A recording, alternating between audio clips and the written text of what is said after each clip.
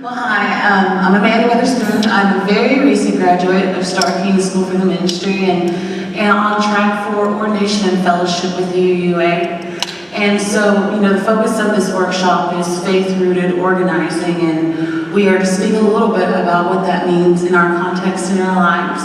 So for me, the best way to describe that is by outlining briefly my journey at Starr King School for the Ministry and how a theological education led me to finding where my foundation is in justice work. So I'm heavily involved in Black Lives Matter and a lot of Black liberational organizing, especially in the Bay Area where I live. And so the project I worked on while I was in seminary for 3 years was figuring out what is the theological foundation of social justice activism.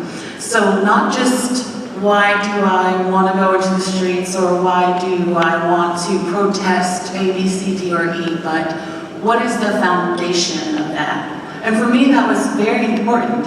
And the journey that it took me on figuring that out was realizing that I'm coming from this as a woman of faith. And so that does take the form of a minister, but also I'm a woman of faith. So that is the bowl that everything is held in for me.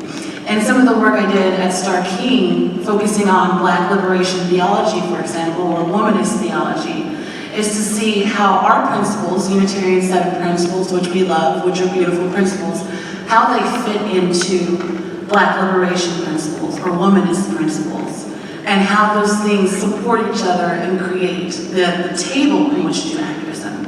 So my personal experience is coming at this as a woman of faith, creating that bowl, and then living out those values and principles and doing all of my work as a woman of faith.